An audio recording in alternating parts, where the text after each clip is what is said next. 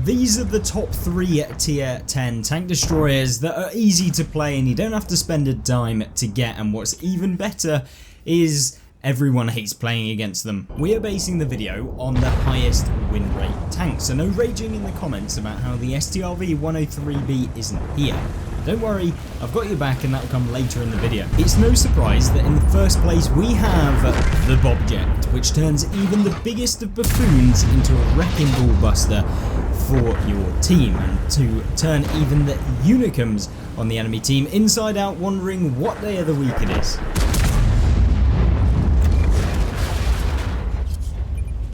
And that's all down to the combination of foolproof frontal armor, speed, and the weight of 1,000 trucks, allowing you to push aggressively, plow through opponents, and if all else fails, ram them into the next map quicker than a Unicum can rage in a chat about you. And that's all down to its borderline broken armor, allowing you to bounce ridiculous damage as you roll into position, and makes it infuriating to try and pen when you come up against it face to face, and when it tries to face hug you, you can essentially only hit that cupola. You don't even get the lower plate weak point of the Bobjet, which makes it a pain in the backside, and often you can even bounce off of the cupola if you're not 100%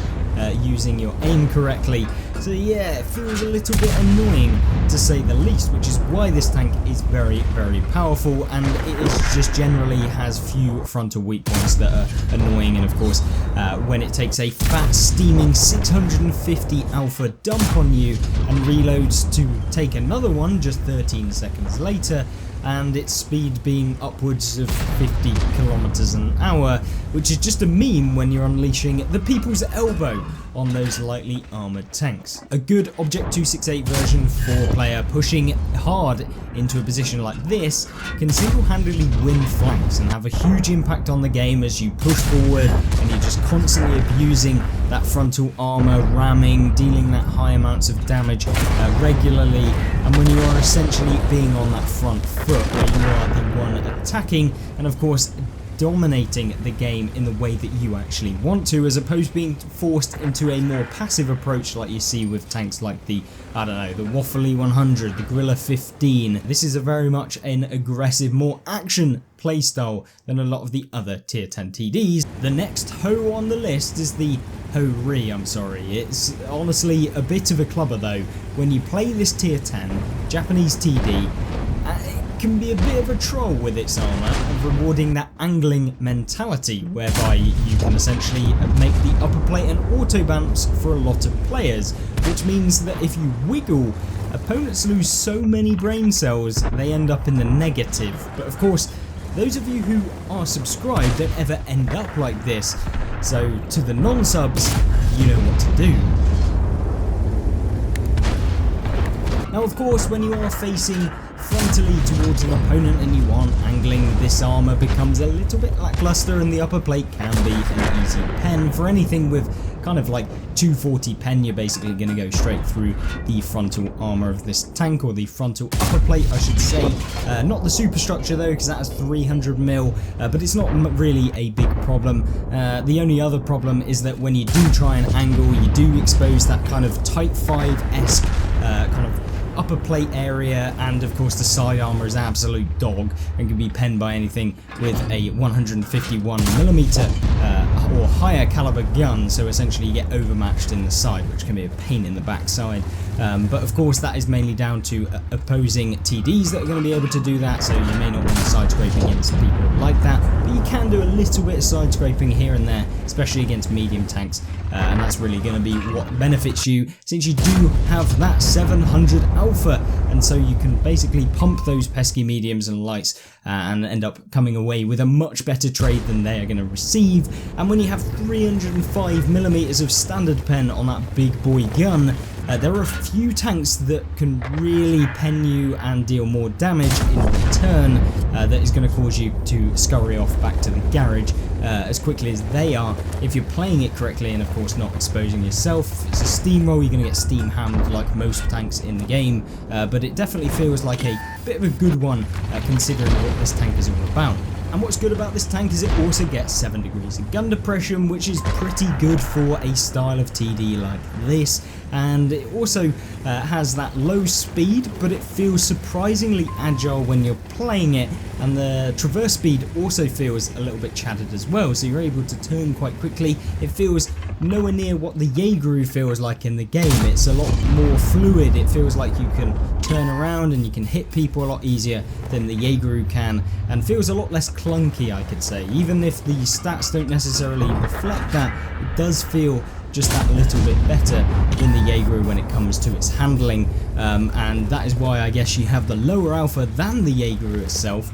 But of course you do sacrifice some of that armor, you do sacrifice the higher alpha that the Jaeger gets, and of course the bigger gun that the Jaeger gets, and that means that you can't also pen any armor that is thicker than 50mm essentially with a overmatch. So it's kind of a little bit annoying with the 149mm, but it is a very kind of strong, decent tank and a decent TD, which is why it has over a 52% win rate right now. Now, if you're wondering what could be more annoying for the enemy team than the Bobject, then the next little rat of a TD is the real deal. The Minotauro, which has some of the most boring, just horrendously annoying armor when it gets hulled down. It is a really slow playstyle that rewards the patient and causes irritation of the opponents that you're going to be facing. So it really is a kind of big middle finger when you come up against a lot of people, and if you get on that ridge lines and you have a few teammates to stop the hordes of brainless zombies on the enemy team from YOLOing you,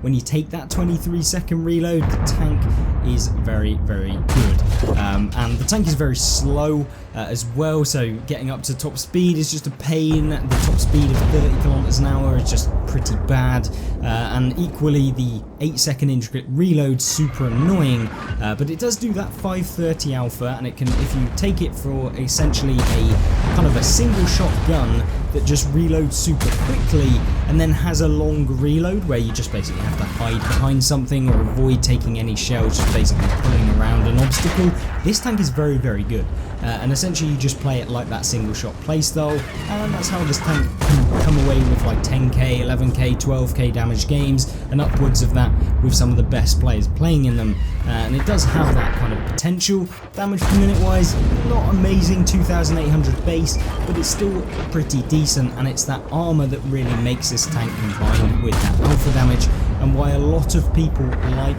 playing this tank, and why it has that kind of easy to play, kind of easy to understand playstyle with the 52% average win rate that reflects that. And it's what I like to call a slug, a slow moving tank that slowly sucks up the damage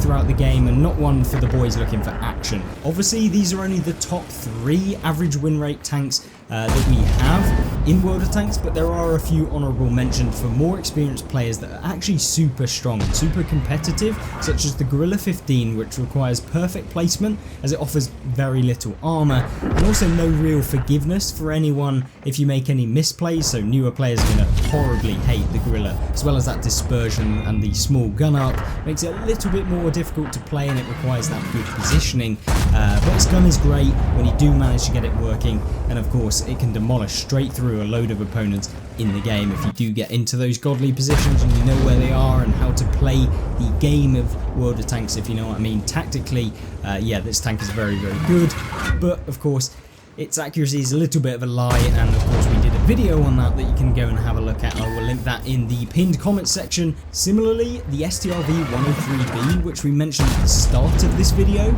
is great for players that have got to grips with positioning, like we say with the Gorilla, and know when to push and also when to be passive, since this tank is very rewarding if you can learn that, and it's often quite counterintuitive for a TD, other than of course the Bobject, to go in hard and go in aggressively, and you know, it's one of those tanks that can do this very well, since it does have that bouncy armor in the STRV, since you do have the heat shield and you've got a load of other bits of armor. There's a few weak points which the more skilled players will be able to pen you most of the times, in the cupola that's on the top right of the vehicle if you're looking when playing the tank, or of course if you're looking at the tank it's at the top left of the vehicle, and that's going to be a little bit of a weak point for players to actually pen you through even when you are using the angling, but it is small and it's hard to hit when you're at long ranges, and especially with the accuracy of the STRV being amazing. That long range engagement is where you're preferably able to make the good plays from, but also when you do need to push in, you can use the STRV very well. And if you're interested in a dedicated video of the STRV played by Iuxin, which we featured on the channel a while back, that will also be in the pinned comment below. And remember, subscribe for a big brain.